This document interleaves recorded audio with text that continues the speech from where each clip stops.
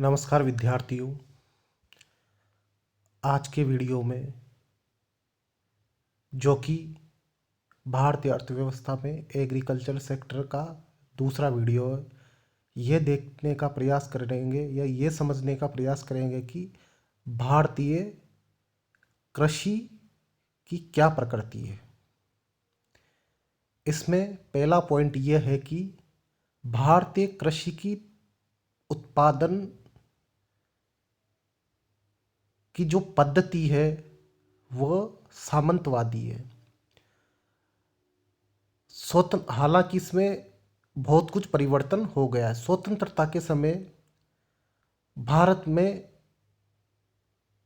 उत्पादन जो संबंध थे उसकी 3 प्रणालियां प्रचलित थी: जमींदारी, महलवाड़ी और रैयतवाड़ी। जमींदारी के अंतर्गत देश की 57% भूमि कृषि भूमि, महलवाड़ी के अंतर्गत 38% भूमि कृषि भूमि और रैयतवाड़ी के अंतर्गत 5% सॉरी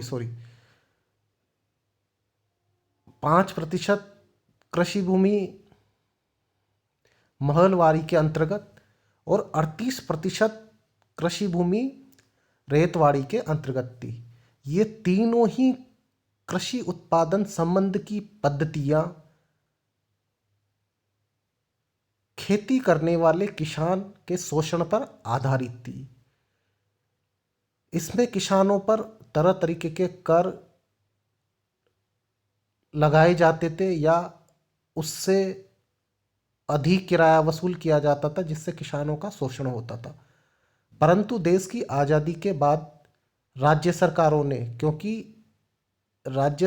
ने विभिन्न कृषि कानून भूमि सुधार के लिए कानून बनाए और उनके द्वारा इन प्रणाली को समाप्त कर दिया गया। लेकिन अभी भी ये प्रश्न उठता है कि क्या सही में हम भूमि सुधार में सफल हो गए। इसको हम आगे के अध्यायों में समझेंगे। अभी हम ये देख सकते हैं कि हालांकि ये प्रणालियां खत्म हो गई, लेकिन अभी भी हमारे देश में कृषि भूमि का जो वितरण है वो अत्यंत असमान है।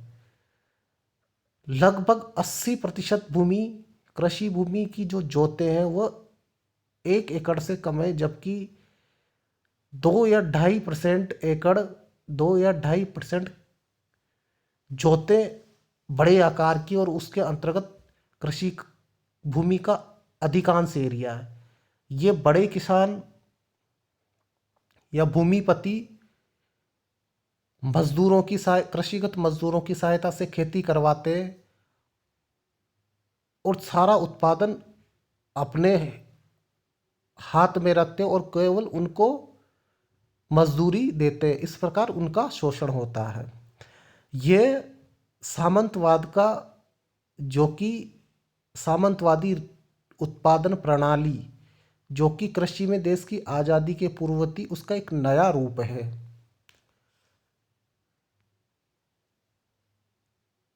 भारतीय कृषि की प्रकृति की एक दूसरी विशेषता ये है कि इसमें पूंजी निर्माण बहुत कम हुआ है या आवश्यकता के अनुसार नहीं हुआ है, जिसके कारण कृषि की उत्पादकता को हम नहीं बढ़ा पाए। दूसरी बात यह है कि ग्रामीण क्षेत्र में ऋणग्रस्तता अधिक है। लोग महाजनों से ऋण लेते हैं और जिसकी ब्याज दर बहुत अधिक होती है। हालांकि सरकार ने शुरुआती दौर में कोऑपरेटिव सोसाइटियों के माध्यम से और बाद में और वर्तमान में बैंकों के माध्यम से कृषकों को ऋण उपलब्ध करवाने के लिए कदम उठाए, जिसका फायदा भी हुआ। लेकिन अभी भी किसान की लागत अधिक होने और फसल का उचित मूल्य नहीं मिलने के कारण देश की किसानों की अधिकांश आबादी अभी भी ऋणग्रस्त है। कृषि की प्रकृति की अगली विशेषता यह है कि भारतीय कृषि में एक दोहरापन है।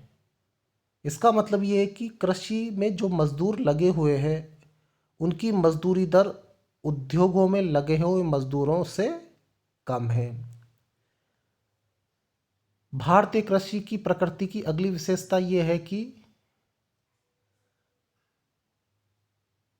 भारतीय कृषिगत क्षेत्र में पुरानी तकनीकों का उपयोग किया जाता है। इसका मतलब ये है कि कृषि यंत्रों का उपयोग कम किया जाता है, नए नए बीजों, नई हाई याल्डिंग वेराइटीज़ का कम उपयोग किया जाता है, खादों का कम उपयोग किया जाता है, रासायनिक खादों का। हालांकि ये देश के कुछ भागों में तो बहुत अधिक किया जाता है, लेकिन देश के अधिक अभी भी कृषि के बहुत बड़े भाग में कृषि की उच्च तकनीकी या नई तकनीकी का उपयोग नहीं किया जाता। भारतीय कृषि की प्रकृति की अगली विशेषता यह है कि कृषि का उत्पादन में बहुत उतार चढ़ाव आता है। इसका प्रमुख कारण ये है कि भारत की कृषि भूमि की अभी भी 52% क्षेत्र सिंचित नहीं है और वर्षा पर आधारित है। भारतीय कृषि की प्रकृति की अगली विशेषता यह है कि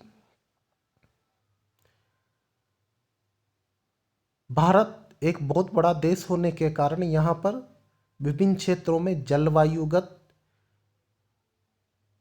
और मिट्टी की विशेषताएं अलग होने के कारण अलग अलग क्षेत्रों में अलग अलग फसलें पैदा की जाती है और उनके पैटर्न अलग अलग है। इसी कारण कोई एक प्लान पूरे देश में सफल नहीं हो सकता। धन्यवाद।